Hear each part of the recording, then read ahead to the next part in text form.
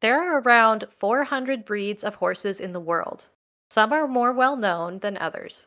Most self respecting horse girls have heard of the thoroughbred, the quarter horse, and the Shetland pony. But have you ever heard of the Kentucky Saddler? How about the Sugarbush Harlequin Draft? Or maybe the American Mammoth Jackstock? If you didn't recognize one or all three of those breeds, you're not alone.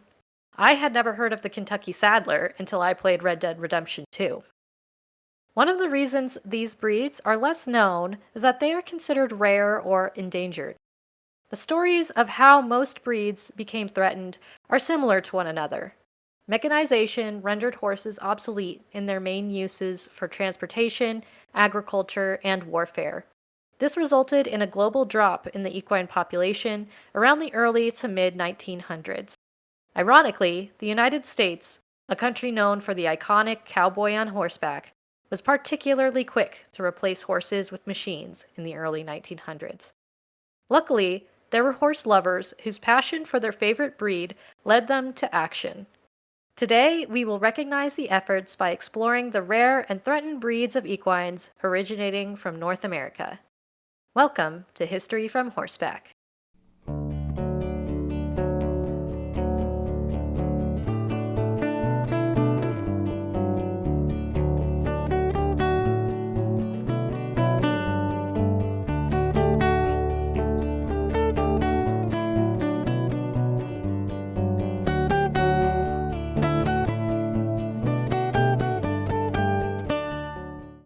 I too was one of those people who did not know of the Kentucky Saddler until Red Dead 2. But in my defense as well, I also had it mixed up with the Rocky Mountain Saddler, which I know is also quite either endangered or quite rare. We're And actually they going to are, talk about both of them I was going to say, yeah, today. which is really cool, which will obviously be led into. But yeah, it's really funny how Red Dead has a lot of breeds that have like names that aren't quite similar. Like they sound similar or like aren't quite, because I know that they have the Norfolk Roadster, but I've only ever heard of the Norfolk Roadster like in the real world referred to as the Norfolk Trotter. Mm-hmm. Yeah. So I think it would be interesting, especially for me, to find out whether the Norfolk Roadster was indeed a breed of its own or it actually just was a different name for the Norfolk Trotter. I think what I've found, especially like through this research, is that there are a lot of horse breeds that have like different historical names. So things that might have been different back in history. Mm. And so maybe the like development team actually like did their homework and were like, well, this is what it was called back then. Yeah. Um, which, It'd be interesting because, you have the whole Turkmen thing. mhm. But again, I suppose it also comes down to regional dialect and like the way people say things as well. Like, I know a lot of the times some people just say things differently or pronounce things differently, and then it gets written down and is known forevermore as something a little bit different than it was. Yeah, that too. Yeah, and with like horse names, I think that's a great example of why getting into like an argument of semantics of like how exactly a breed name is spelled or whether it's like actually horse versus pony or something like that. It's like Yeah. that's kind of a pointless argument to make because there are so many regional differences and differences across time that Mm. like it probably is the correct name to one person. Yeah, exactly. Also, like, if you say something out loud and the person who's listening to you understood what you meant or said and then tries to correct you on the pronunciation of it, they understood what you were saying in the first place. So, did you really get it wrong? Is it really a miscommunication error? Like, Yeah, exactly. or even like I keep saying equines in the in this podcast. I call them equines. I don't know why I always read it as equines out loud, and it just drives me crazy because then I'm like, well, I said it already as that, so I guess that's how I'm gonna Gotta say be it consistent. forevermore. Sometimes you just I've noticed that I have that thing where if I'm reading off of a script or something, I will say it however it comes to me at the time, and I'll have, the same sort of thing where equines, equines, or whatever it is. But yeah, it's kind of it's hit and miss because it sort of just depends on where your brain is at the time. I think it also absolutely has something to do with like depending on what words are before and after it.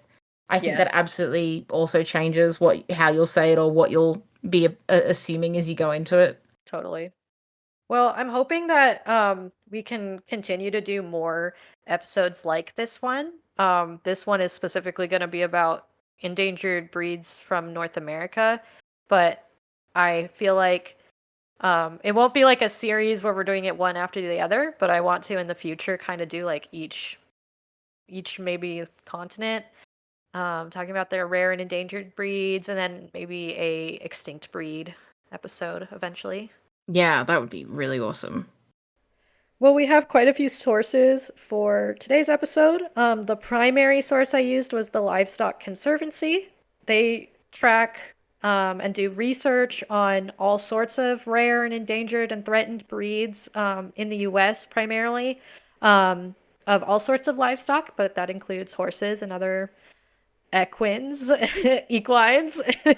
And then also the American Sugarbush Harlequin Draft Association's website, the Spanish Barb Horse Association, Foundation of Shackleford Horses, Blue Oak Center, Carolina Marsh Tacky Association, Santa Cruz Island Horses, and Rancho del Sueño. Bit of a mouthful, but there were a lot of different associations and stuff that I was looking at.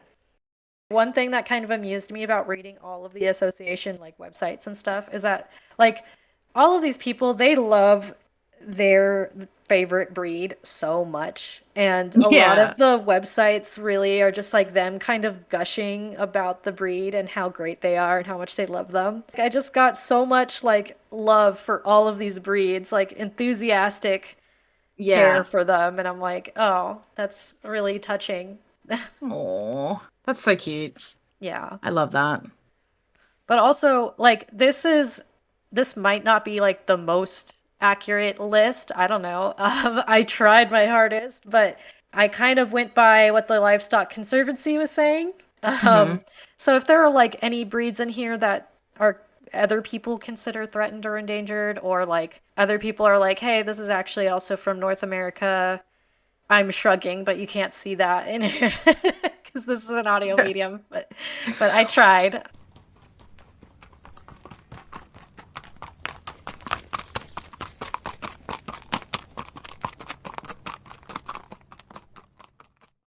Our first breeds are going to be draft and working breeds, which were hit very hard by mechanization.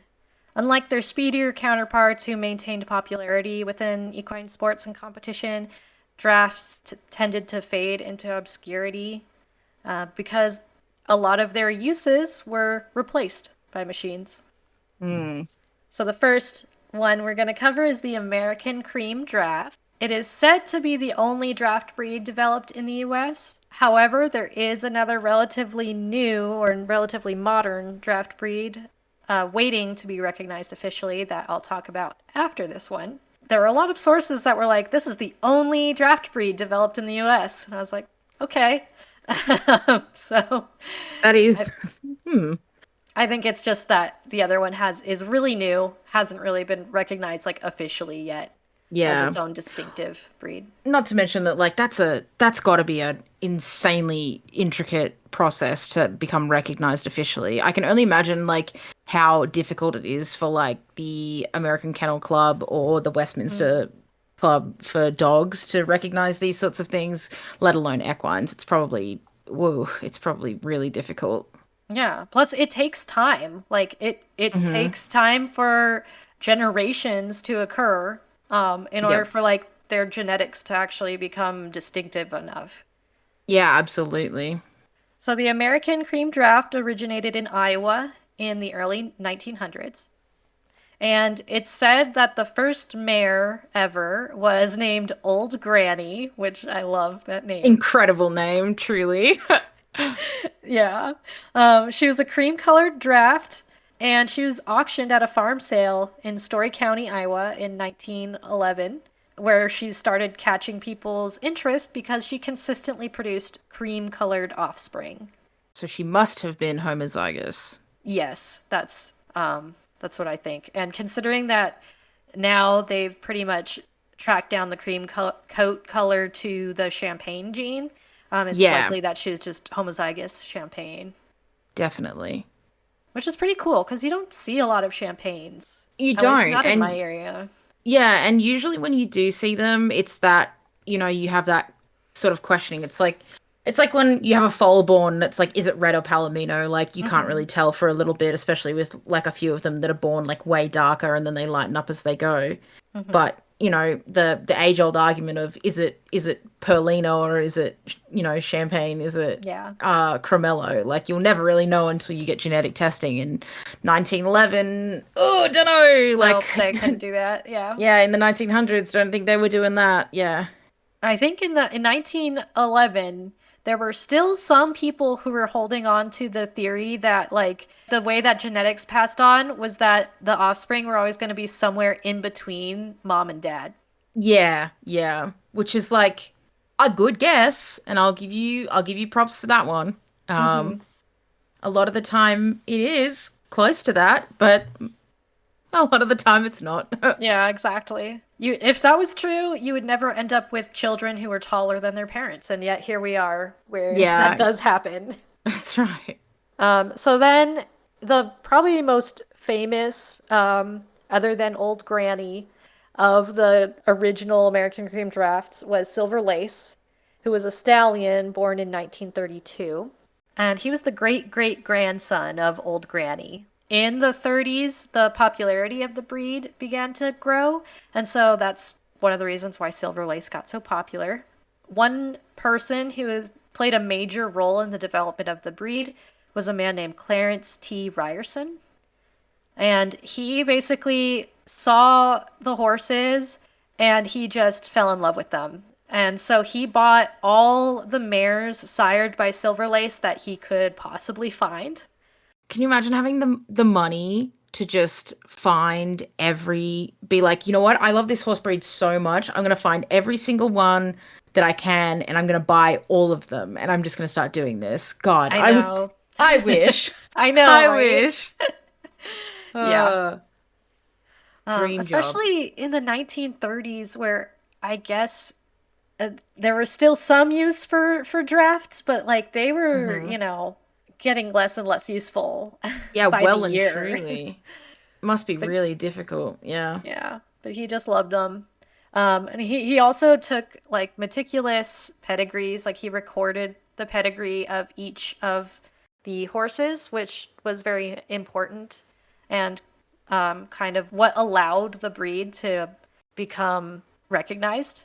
Um, Yeah. he was a founder of the American Cream Draft Horse Association in 1944, and he actually named the breed the American Cream. So, unfortunately, the breed declined in the 50s through the 70s, primarily because the market for draft horses collapsed. They were all pretty much being replaced by machines, so there was little use being found for draft horses. Yeah. And post-war as well must have Mhm. absolutely taken its toll. The American Cream Draft Horse Association was inactive for about 14 years, where they didn't register any new animals. But by the end of that, a small genetic base still remained. So in 1982, the ACDHA reorganized, and Dr. Gus Cothran of the University of Kentucky Equine Blood Typing Lab found that the cream draft was distinct from other drafts. It wasn't just Mm. like a special color of Yeah, another draft it's not like horse. someone's taken a shire and, put a double dial over the top of it and been like, "Oh, it's a new breed." Like it was, Yes. yeah. Some characteristics for the breed is that they tend to be medium to large horses. They are draft horses, after all. They tend to range from 15 to 16.3 hands high, which isn't that huge or at least not that tall for a draft horse. A lot of their size seems to be that they're more like a stockier, muscular build.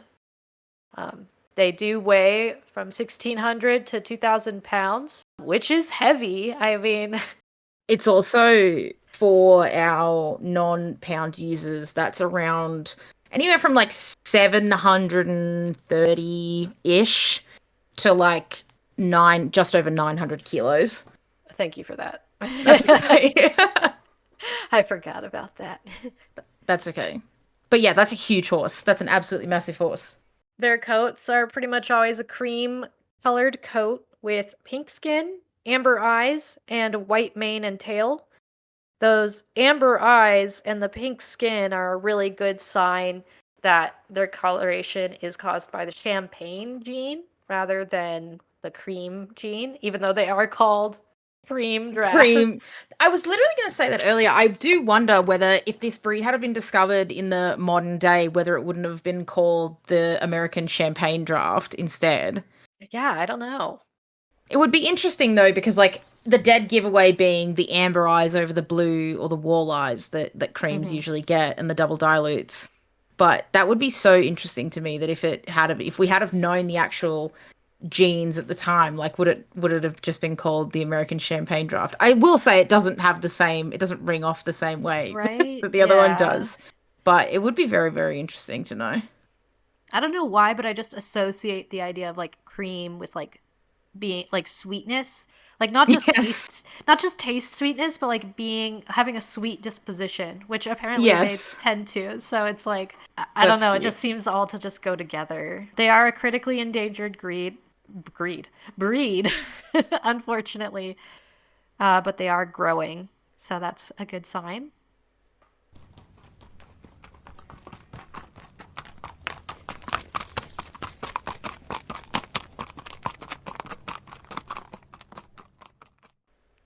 So our next breed is actually the one that could be considered the other U.S. draft breed, but like I said before, it's relatively new. So I'm not sure if its genetics are considered quite distinct enough. But that is the Sugarbush Harlequin draft. So the main guy responsible for the development of the Sugarbush Harlequin draft is Everett Smith. He owned Sugarbush Hitch Company in Ohio, so that's where the Sugarbush Ah, part there comes you go. from. Yep. Yeah. Um, and that was a carriage company. So he wanted eye-catching workhorses to draw his carriages. So he originally started with 3 Percherons, and I'm imagining these were probably gray Percherons. So he wanted those Yeah. matching white horses for pulling carriages for people to like, get a tour around town or maybe for weddings, for events, for that sort of thing. And in 1997, he met Mike Muir. So Mike Muir, he had developed a heavy warm blood Appaloosa called the Stonewall Sport Horse. Essentially, it was a warm blood with Appaloosa coloration Yes. where he was crossing Percheron stallions with Appaloosa mares. And so he had a Percheron stallion named Charlie Degas. That's so cute. I know, I love horses with human names. It's great. It's his full government name too. Yeah. So Smith, when he saw what Mike Muir was working on, he was like, okay, new plan. I want a full draft for my hitch company, but I want them to have that loud Appaloosa coloration because that's definitely going to be really unique and really eye catching. For sure. Great way to get them, like, especially if you have a carriage company that works in cities and stuff. Because, Mm-hmm. you've got horse people who can see a flashy horse and be like, ooh, wow. But you've got regular non-horsey people that see a big spotted horse and go, oh my gosh, that's just Mm-hmm. gorgeous and beautiful. Yeah. Yeah, absolutely. He was thinking the right way, I reckon. Yeah. And so in 1999, the first Sugarbush Harlequin draft was born, and her name was Sugarbush Harley Quinn. Of course. And that is where I think that's where the Harlequin came from. That's really funny. Yeah, it was partially like the coloration, but also because their first one was Must have been a named. big Batman fan. Yeah, right. Or a big DC fan, I guess you could say. Yeah. Unless it's just like a coincidence and they just liked like they just planned on calling it the Harlequin because of the like Yeah, coloration. true. But who Yeah. knows? I don't know. It's like which one came first, the Yeah, name or but the, yeah. still, I like that name. It is adorable. It's a really good name for it. The Sugarbush Harlequin Draft Horse and the Stonewall Sport Horse Registry were formed together at the same time. So they were kind of like sister registries, sister organizations, kind of baked into one, since the horses were kind of all being like bred with one another and had really close genetics. So in 2008, the breed was almost lost when Smith retired. He only had 12 true foundation horses that were basically saved from like the dispersal. And Mm. at the time, he had basically passed on his work to someone that he trusted, but his trust unfortunately was kind of misplaced. And so this person was not breeding the horses to the same standards. They were kind of just trying to make a quick buck, and they weren't really trying to actually continue the breed based on like the standards that they had previously been based on. Which is so devastating to put so much Mm-hmm. work into something like that and then have it almost because that's the sort of thing that makes you worried about retiring, you know? Like, Right. is this person going to do exactly what I want them to do? Like, are they going to carry it on the way that I would have seen it myself? That would have been so scary, so sad. I know. And this is something that I have come across more than once with these like rare and endangered breeds, is that someone really like dedicates their life, their like career to Mm. developing this breed just because they love it so much. And then it's like, well, when you get old and can no longer really manage all those horses, who do you pass it on to? Who Yeah. you trust? Like, that is a scary thought. And that's the scary thing about it being such a small breed and small population, is because it really is like down to one person. Yeah, exactly. And it's like if that person decides that they just want to give up, then it's gone. All your work that you've, put in over the years and whatnot is just gone. Hmm. So in 2013, Rebecca Buck and Tracy Meisenbach, who were two lovers of the breed, had always admired it, they wanted to save the breed. So they formed the American Sugarbush Harlequin Draft Association. Now the breed is making a comeback as more people begin to breed and develop it and really follow the association's guidelines. Mm. Characteristics of the breed, again, they're medium to large. They're about Percheron sized. They're draft horses. They have an Appaloosa coat, which is a product of the leopard complex gene. If you're not familiar with what that looks like, it's basically they can have white kind of blankets over them. It's really hard to explain it now that I'm thinking Yeah, about it. yeah, leopard complex is It's like, really because the way that it works too is so inconsistent because mm-hmm, like both LP and like the PAT1 PATN1 or whatever they call it yeah, gene, like they're so inconsistent with the way that they work, mm-hmm, especially when things like Sabinos and stuff get introduced because it's like it can go so many different ways and can be affected by so many other like so many other genes and like once they are if they're around each other and whatnot they can go all different ways. yeah. Basically, usually they have spots. Yes. Like Yes, the they're a easiest way. spotted horse. They have spots. They either have spots all over them or they have spots over their butt or they have spots, yeah, Yeah, wherever they want. yeah, pretty much. And they are a critically endangered breed, but they are also growing and making gaining popularity.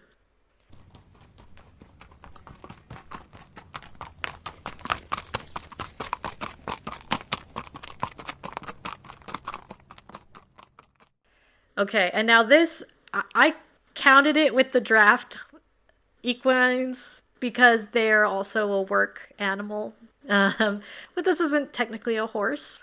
So the next breed is the American Mammoth Donkey, or the American Mammoth Jackstock. Yeah, that's what I know them as, the American Jackstock, like the Mammoth Jackstock, or a Mm-hmm. Mammoth Jack. I love Mammoth Jacks. I think they're so cool. I Yeah, think that the mules that come out of them as well are even cooler. Um, Huge fan of these. Huge fan. I same. also Like, had no idea that they went back so long either. Yeah, it's pretty cool. They're like actually a really historic breed, and as far as like the United States goes, Hmm. they have an old history. Which is really awesome. Really, really awesome. Yeah.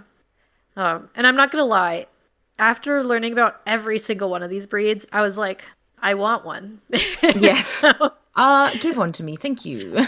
yeah, so I was low key Googling like American Mammoth donkey or jacks for sale, not with the actual plan of buying one, but I was just like, are there any for sale and how much would they be? Just a quick inquiry. Nothing Yeah, serious, I yeah, promise. yeah. Jay always like gives me the side eye whenever he catches me looking at like sale ads for horses, and I'm like, I'm not gonna buy one. Duh. Don't look at me like that. Your fingers crossed behind your back. Yeah, like I'm just looking. Promise. Uh-huh.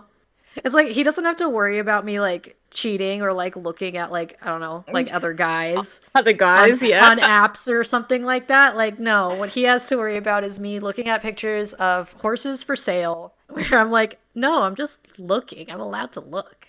Yeah. It's not that serious. Okay, so the American Mammoth jackstock was developed for the production of strong work mules because if you're not familiar, breeding a donkey with a horse produces a mule, which is generally sterile, but mules tend to have the best of both worlds, where they're very strong, very sure footed, and dependable. But they're also larger and a little faster than donkeys, so they get that from their horse counterparts. They were like, well, if we have really big donkeys, we can get really big mules. Yeah, really big ones. The breed originated in the 1700s. George Washington and Henry Clay were amongst the first breeders of the breed. So Washington was gifted a jack and two genettes from the King of Spain. A jack is a male donkey, genettes are female donkeys. Also known as And Jennies, yes, yep, colloquially and very cutely, I will add. yes. Later, the Marquis de Lafayette, who, if you're familiar with the Hamilton musical, he's a favorite. um, he gave Washington another jack, and so these European donkeys and the mules from them were very large and very strong. So they grew in popularity quite a bit. Between 1830 and 1890, several thousand imports from Europe broadened the gene pool even more. I guess Europe just had like really big donkeys, and people were like, "Give me those." The bigger and the dumber, the better. It's interesting how that works. Yeah. It's interesting as well because it's like you see the western side in the US getting like more smaller, compact, more stocky, like Hmm. these sort of like really downhill built like Western pleasure stallions that are like a fair like some of them don't even hit 16 hands, but like they're super stocky and super built for like what they like for cutting and reining and things like that. And then you go to the onto the other side of the pond in Europe where like yeah, these huge modern day dressage stallions, the off the Baloo de Roue, like show jumping sides and the Negro sort of dressage sides. But these are like 17 hand stallions easily without even Hmm. blinking. And like some of their offspring are pushing 18, 19 hands without having any draft in them. It's just, they're huge. Hmm. It's funny because I used to, when I was like little, I was like, oh yeah, I want like a big tall horse because I thought that was like really cool, really badass Yeah. and stuff. And now I'm like, I like not having to climb up so high to get on and also not having to slide down so far to get off. Like I kind of like a little like shorter Yeah. horse. Yep. Well, I haven't been taught that yet. I haven't had the opportunity to be like, actually, I'm sick of climbing this mountain every day. I'm like, give me the mountain, hand it over. In 1888, a registry was established, and then in 1908, a second registry was established. Then in 1923, they were like, why do we have two registries? And they merged them together. And they called it the Standard Jack and Jeanette Registry. That registry is now called the American Jackstock Registry, or the AMJR. Now, the population of the American Mammoth Jackstock peaked in 1920, but they saw a major decline and started to plummet by 1950. An interesting thing that happened was that because of the decline, the SJJR, they decided to lower the minimum height of the breed. It was at around 15 hands high, I think, and they lowered it to like 14.2 That's hands. interesting. I also do like that they had a minimum height, LeMay. That's Yeah, really they're like they interesting. gotta be big, they gotta They be got to be tall. big, yeah. Otherwise, that's just a regular donkey. Yeah. In the 1980s, when the breed began to have a resurgence, they raised their height criteria again. And so now they have two different height requirements. So, That's that's interesting. yeah, I thought that was interesting too. It's kind of like how the miniature horse and the Shetland horse thing have Mm, their where like one of them's like 34 goes up to like 34 inches and the other one's like 33 or 32, hmm. and it's like there's like 2 inches of of difference. Yeah. Characteristics of the American Mammoth Jackstock: they are sturdy and tall donkeys, and they have massive legs and massive heads and really long ears. All the more to cuddle with, I'm just Hmm. saying. Like, just picture a donkey, but really tall. Now, they have to be at least 14 hands high. That's according to like one of the registries. And they tend to be 900 to 1,200 pounds, or 400 to 540 kilograms. Thank you, Keely. You're so welcome. I'm just going ahead and putting those in for You're you. just doing that for all of I will do it for the next ones as well, but they're all kind of around the same area because the next one will be 400 to 500. Once upon a time, they were only black. That was the only coloration like accepted. But black in the way that donkeys are, where they're like not the solid color. They kind of have like the Pangea going on. Yeah. But now there are some that are sorrel. They got more popular when they started breeding them with Belgians. Yeah, Um, that would make sense. yeah, so then they started getting like these like sorrel or chestnut or red mules, however you like to say it. And so now they've grown in popularity. They are another critically endangered breed, unfortunately. I feel like a lot of endangered or critically endangered breeds would be more popular, and like this is such a stupid thing to say out loud when I say it out, like it sounds so dumb when I say it out loud, but like I think they a lot of them would be way more popular if more people just knew about them, like if they even knew that they existed, which is like, well, of course they'd be more popular if more people knew about them, but I think like for a lot of people they just genuinely don't know that these breeds or or offcuts or like you know Yeah, registries and whatnot, they don't even know that they exist. And it's yeah, like, imagine there's a little girl out there somewhere and she dreams of having a spotty draft horse one day. She just loves draft horses, but all she wants is a spotty one because it's her favorite coat color, sort of thing. And it's like, well, you could yeah, literally have one if you wanted it. It's called this, and it's like they do exist, and that's what they're just there for that. yeah, totally. I wonder if part of it is that I understand why they have competitions with like certain breeds, where it's like Yep. only quarter horses or only like Arabians or. Yeah. But at the same time, I think that that sometimes limits it for these like other breeds, because then people start thinking that only that breed can be successful in that sport.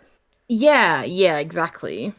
When like in reality there are like a lot of breeds can do a lot of things. Yeah, Like, and a lot of things, like, and excel at those things as well. Not mhm. just be good at them, but be great at them. Like there's the that mule who is competing in dressage and doing really well. Yes, he's been around for a few years now, and he's Yeah. doing great. Uh, And it's one of those things where it's like a couple of years ago she wouldn't have been able to do that because they weren't allowed. They weren't considered a horse. So they weren't allowed to be entered, and now and they fought for the ability to have him be able to take part, and they kind of realized the organizers kind of realized, well, we have no real reason as to why you can't be added. Like it's just that someone said so. So, you know, Right. But yeah, I agree. Like, obviously if we heard more about these breeds, then maybe they wouldn't be quite as endangered. yeah.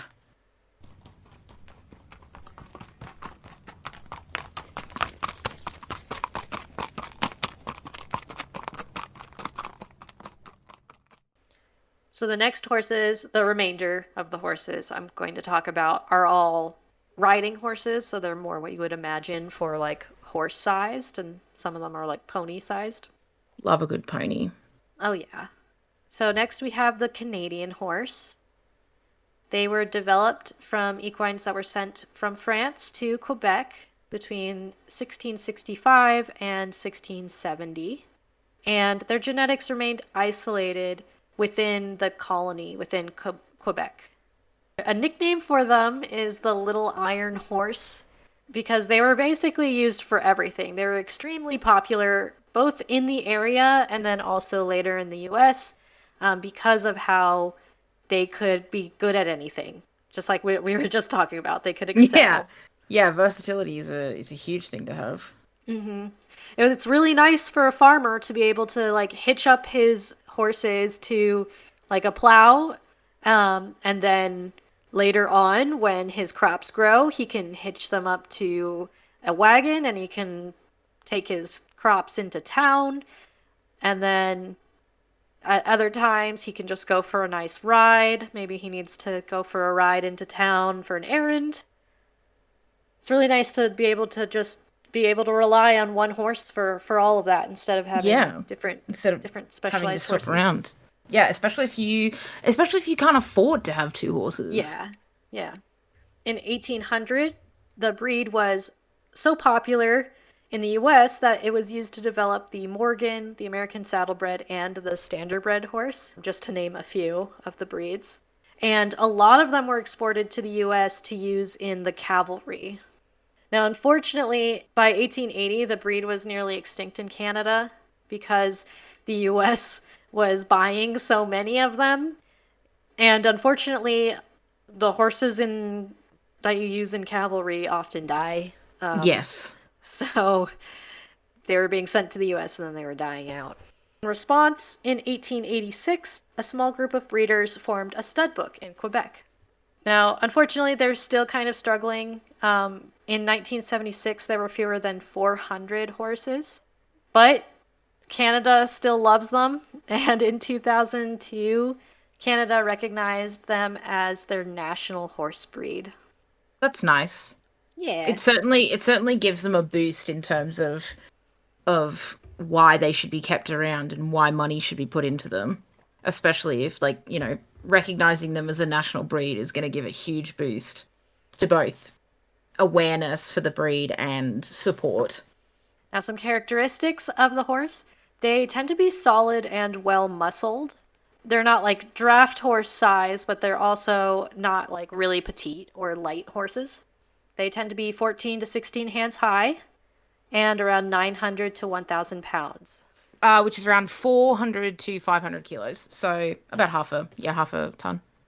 They're considered very hardy, healthy, and versatile, and there's around 2,000 estimated alive today, but growing. Yeah, that's a pretty good number. It's a Yeah. good number to be able to work with. Our next North American breed is the Newfoundland pony. The breed originates from British ponies that were brought to Newfoundland by colonists in the 17th to 18th centuries. And many of these horses and ponies were semi feral and they intermingled as they wandered around Newfoundland. But because they were isolated, their genetics remained, I guess you'd say, pure. Ponification. Mm hmm. Ponyfication. It took over. Yep, I'm just saying, it's a real thing. Left to Mm-hmm. their own devices, guess what happened? Yeah. Especially because it's like if you're on anything that's basically an island, then you're going to have the island effect, which is Yes. where the animals tend to naturally get smaller. And by semi-feral, because I'm going to say this a couple of times for several different breeds, basically what that means is that there are like feral herds wandering around, and then people would kind of just like catch one, and that would be their horse, and they'd use them for a lot of different uses. In Newfoundland, they'd use them for plowing, hauling, driving, and riding. So pretty much anything you can do with a horse. In the 1970s to the 1980s, mechanization replaced ponies, and a ban on free roaming led to the dispersal and slaughter of a lot of the ponies that existed in Newfoundland. I thought that that was like a really late date for mechanization to be fully Yeah, replacing everything. I think definitely. machines just came later to the area. So in 1997, the provincial government passed the Heritage Animal Act of Newfoundland and Labrador. And what this does is that it legally protects the ponies and it makes the Newfoundland Pony Society responsible for the registration and protection of the breed. And so with those actions, they're trying to, kind of save the little population that they have. Mm.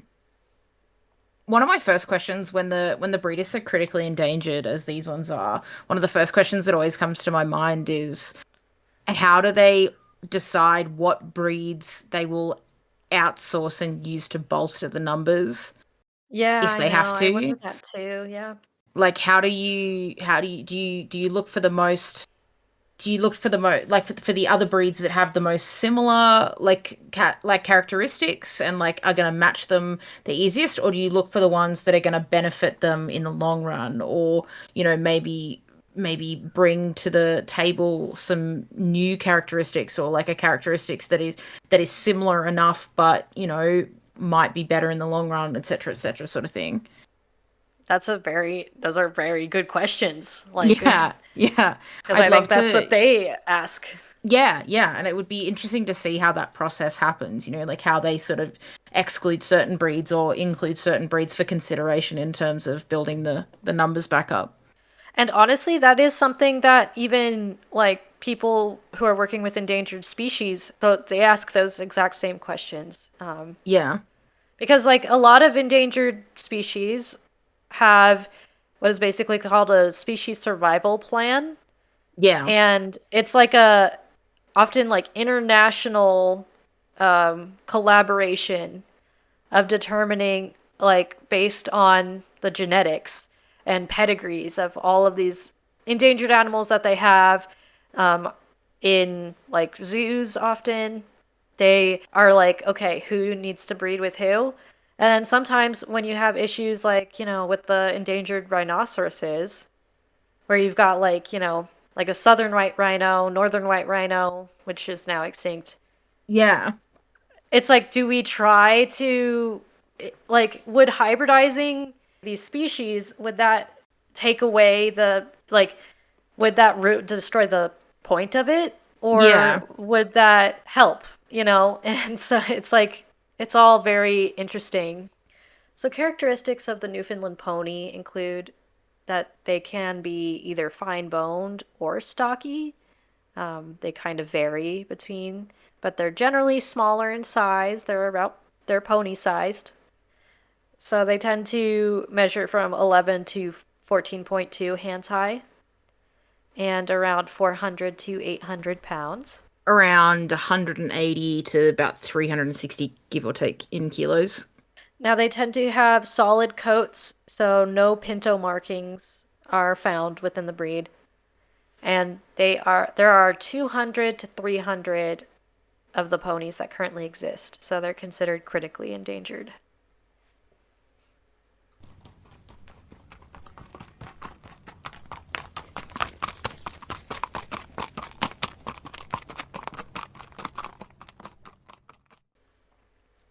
Now, our next breed is actually a favorite of a friend of the podcast, which is the Rocky Mountain Horse.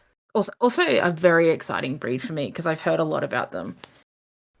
So they originated in Kentucky, which kind of surprised me because I expected them to originate from the Rocky Mountains area I because think that's this in is their where name.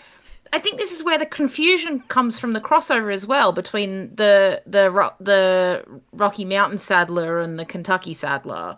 I think this is where a bit of the confusion comes as well. Or like not that it was ever accurate or not that it was ever true or real or whatever, but I have seen this confusion before where that one has been called the other and the other has been called one. Like it's and I don't know where it came from or why it happened that way, but I swear to God I've seen people get confused between Rocky Mountain Saddler and Kentucky Saddler before. So I was gonna wait to kind of answer that question, but since you're bringing it up now, basically they originated in like the same area, and they have a ton of overlap in their bloodlines, and so actually a lot of horses are double registered.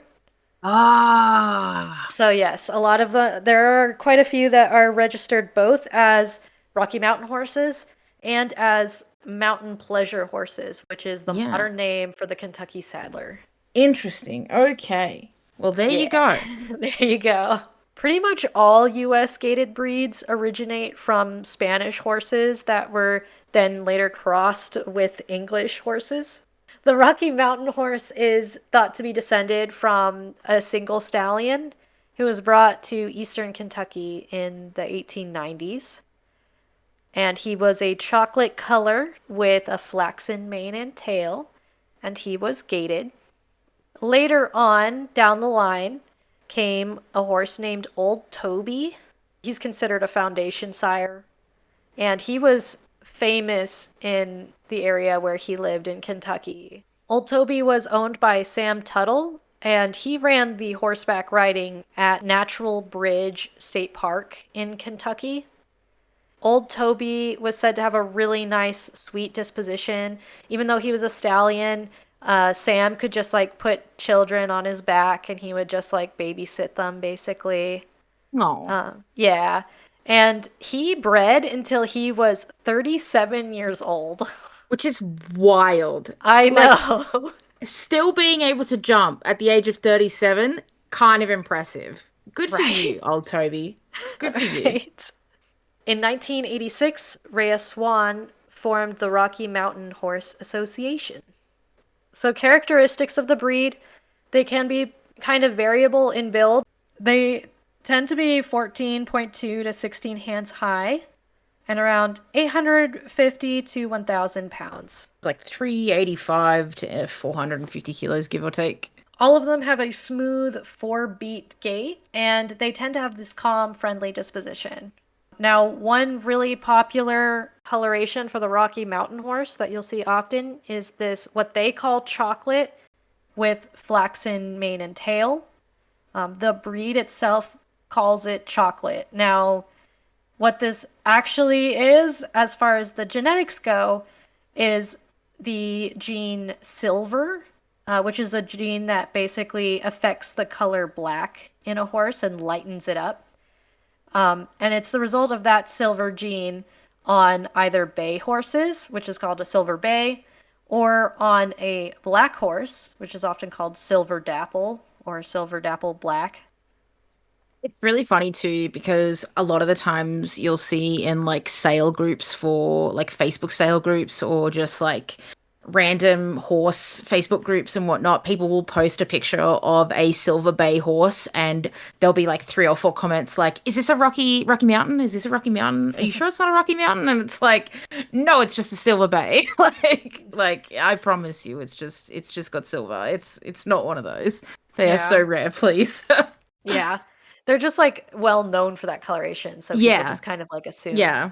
It's just funny to me because I swear to God, like every time I see a silver bay or a silver dapple posted into one of these groups, I can almost guarantee you that one of the comments will be asking if it's a Rocky Mountain. Now they are a threatened breed, so their situation isn't quite as dire as some of these other endangered breeds that we've previously talked about, but they still are on the threatened breed list. Now, the next horse we're going to talk about is the mountain pleasure horse. And these horses were historically known as the Kentucky Saddler. And so that's also where some of that confusion may have come from, is that they have like a different name nowadays. Which is why I had never heard of them when I started playing Red Dead. Mm. And then I'm like, there are Kentucky Saddlers everywhere, and I have no idea Yeah. what this is.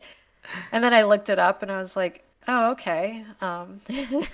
The one thing that saddens me about Red Dead Redemption 2, about like some of the horse breeds, is that like they made a lot of the more common breeds have like not as good stats. Yeah, so they're everywhere and I think like they're everywhere and they're not good as you get into end game. Like, Right, people yes. people are Yeah. going for the faster, the more stamina, the more healthy build horses. And it's really Yeah. funny because on Red Dead roleplay, people like there becomes like a horse meta. Depending on how the server's set up, Yes. there usually becomes a Yeah. horse meta where like Mm-hmm. those like you're for whatever reason, and this don't take this with a grain of salt. This is just how the Red Dead 2 meta has evolved. Missouri Foxtrotters, Mustangs, Criollos, and like anything that was considered in the Red Dead Online universe. Red Dead Online added in a bunch of horse breeds later on that were called quote unquote multi-class breeds. And they were just added to get people, one, to play Red Dead Online, and two, to get people to spend money on Red Dead Online, because a Yeah. lot of them were locked behind premium currency. So these Yeah. horses were exceptionally good in stat wise, and they really, really wanted people to buy them. The Cladruber was one of them as well as the Mm-hmm. Breton, which is quite funny too, because it's a draft breed, quite a short draft breed that has like infinite stamina and really good Yeah. speed, which is They're quite just like funny for a breed really like good. that. Yeah, they're just like really good for no reason. Like, Yeah, I mean, yeah, for no reason. not like they're a bad breed, but it's just like for the things that you want in that game, which is you want like a really fast horse that also has like a Yeah. lot of stamina. Like it just doesn't make any sense for like a Breton to be like that. Yeah. So I recently replayed the story mode of Red Dead 2, and as you get towards the end of Red Dead 2, when you get into like the city and like the later chapters, the best horses that you'll run into are Arabians, Turkomans, and Thoroughbreds. Mm-hmm. And when I replayed my most recent playthrough, I modded the game to add in a what was like an incomplete horse overhaul, which replaced a bunch of the more uncommon breeds with more common breeds, made the breeds that the existing breeds, it gave them some more accurate coat colors and adjusted stats so that they made a bit more sense. And then what it also did was it also replaced a bunch of these, the Arabians and the Turkomans that didn't make so much sense being in the middle of the city, replaced them with what they called elite thoroughbreds. So they were just thoroughbreds that were better than some of the base game Mm. thoroughbreds, which I really appreciated because I think people kind of sleep on the thoroughbred in Red Dead 2, especially because it's sort of made out to Yeah. be like a racehorse with no stamina, which is kind of unfair because a lot of thoroughbreds do a lot of big stamina races, that are quite a fair whale, like a fair few miles sort of thing. Yeah. So I really liked the way that they adjusted it to make it a little bit more, quote unquote accurate to the day, I suppose, and gave the thoroughbreds a bit more of a spotlight that they deserve, that I thought that they very rightly deserved. I mean, during And the time, I think thoroughbreds were one of the most popular horses.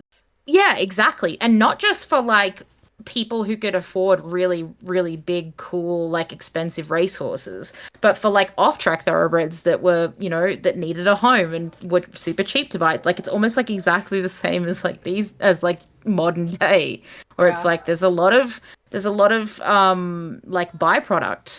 But yeah, like they've given a chance for the thoroughbred to actually have its spotlight for a bit. One of the questions that I get really frequently I'm kind of known in my circle as like the horse girl when it comes to Red Dead. So people like to ask me a lot of questions when it comes to, the accuracy of what horse their character would have. And nearly every single answer that I give them is a thoroughbred. Like, you have a fancy guy who lives in the city all the time, he'd have a thoroughbred. I promise Mm-hmm. you, he'd have a thoroughbred. Like, was he, well known for making money? He'd have a thoroughbred. I promise you, he'd have a thoroughbred. Like, Mm-hmm.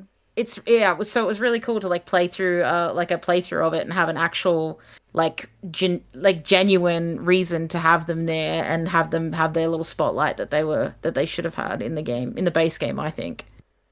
I think what would have been interesting, and maybe this is like too horse person ish, so when like people would have been like, huh? But if like all of those really generic, low stat kind of beginning horses, if they had just made them grade, like they had just said Yeah. they were grade, aka like you didn't really know what breed they were. And Yep. then and then you could with the other then like other breeds like things like the Kentucky Saddler, which like really gets sidelined because it's like one of the first breeds who is like decent but not, that high of stats in the game. Like then you could get away with having those be, another special breed that you could obtain as well as like I do kind of wish they like had a little bit more noticeable things like handling and that kind of stuff Hmm. of the horse breeds. Like I do wish that they had really leaned into having more variability in the horse breeds instead of like just being like, all right, you got bad horses, and then you got like the Arabian who has all good Yeah. stats, and then And it's like like this any of these Turkoman. horses could be good. And like that's the thing that Exactly. I really liked about the overhaul that I used is that two things that I really enjoyed. One being that the only wild horses that were available out in the wild were breeds that you would find out in the wild. Appaloosas, paint horses, what was the other, like Mustangs and stuff. Like Mustangs Hmm. were everywhere, Yeah. which was awesome. But also like on top of that, like most of the breeds had been bumped up in stats, so it didn't matter what Mm, part you were in the game. You could use any horse you wanted that's nice. yeah, if you felt like it. Like if I had have used Arthur's Tennessee Walker, or like Tennessee Walking Horse that he gets at the very start of the game, the one that they call Mahogany Bay, which is just like a Bay Tobiano. Yeah, yes. Yeah, that one was great. Like its stats were great. You could use it. You could have used it for the whole game if you wanted Hmm. to, and still been like competitive. Hmm. But yeah, like it was a really great mod. I super like I can. The modder's name is Son of Lordran. They do a lot of stuff on Nexus mods, and they have their own like they've done famous horses. They've done overhauls for like different like European breeds, Lipizzanas, Hanoverians, and things like that. They've done so many different ones. They do requests as well, which is really cool. They've done Picasso and a few other like really well known like US horses. One of my favorite skins that I used for a really long time was a Colonel's Smoking Gun lookalike Hmm. quarter horse that they had, and like the quarter horses that they put into the game were really really nice. Nice. And I'm not a quarter horse person, so that coming from me is big. Part of me wanted that mod, but then I found the server I'm in Yeah, right now, and I yeah, was like, I'm like, no, this is yeah, good. close enough. Yep. Yeah, and with the scripts that they have for the horses, that kind of overhauled them. It's basically what they kind of did was that any horse can be good. You Yeah. just have to. They just start with different stats, but you can train them all up to be basically equal to each other. Yeah. Yeah, It's just exactly. training. Yeah, which I like because then it's like the breed stuff kind of becomes more of like preference and role play and that sort of thing. Yeah, which I really, really appreciate. Yeah, same. It's possible that the mountain pleasure horse, that their ancestors are also just kind of the ancestors to most modern U.S. gated breeds, because all of them kind of have that like similar origin. Now, one interesting fact, like piece of trivia, is that Roy Rogers' original horse named Trigger was a mountain pleasure horse. And since he was gated, he didn't have a normal trot. He had his 4-beat gait. And so I guess if you look back at footage, you'll see that they only filmed him either at a walk or a canter. That's so funny. Yeah, that's so funny to me because I wonder if they just were like, no, non-horse people will think this looks too weird. They won't get Yeah. it. Yeah. They'll You think know what? something's wrong with him. It's such a weird thing to be worried about though. Like I I can't know. Especially with like the stuff that you can get away with in horse movies today. Like Hmm. people would never know. You've been putting Frisians on the beach for how long and no one's ever called you out for that? They also could have just thought it looked weird. Like it didn't look cinematic enough or dramatic Yeah. enough. Because it Hmm. does look kind of funky when they do it. I mean, it just like kind of looks like a fast-paced walk. Like they're walking in fast motion. Yeah. That's what my whenever people see Ace gate and they don't know he's gated, they're like, "What is happening?" And I'm like, "He's gated." And they're like, "Oh." And I'm like, "Yeah, that's what was happening back there." In 1989, the Mountain Pleasure Horse Association was formed. And another piece of trivia, it was the first gated registry to require DNA testing in order to register. So, characteristics of the breed, they can also kind of be variable, but again, they have that like classic gated look. Which now, like looking back at how Trigger looked, that makes so much sense to me. They can reach a height of around 14.2 to 15.2 hands high, so not super tall, and around 850 to 950 pounds. Which is around 385 to 430 in kilos.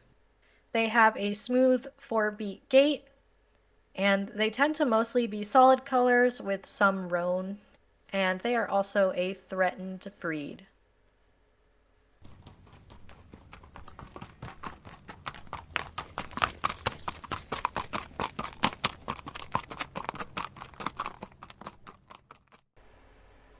Well, Keely and I talked a lot, and it turns out that there are quite a few more North American rare breeds that we have yet to talk about. So join us next time in order to finish the topic of rare North American horse breeds.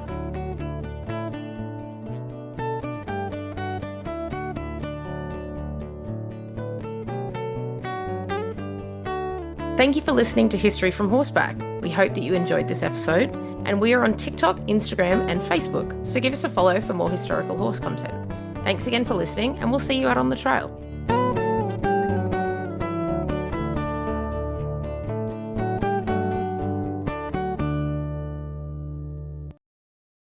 I don't know what I was trying to even say.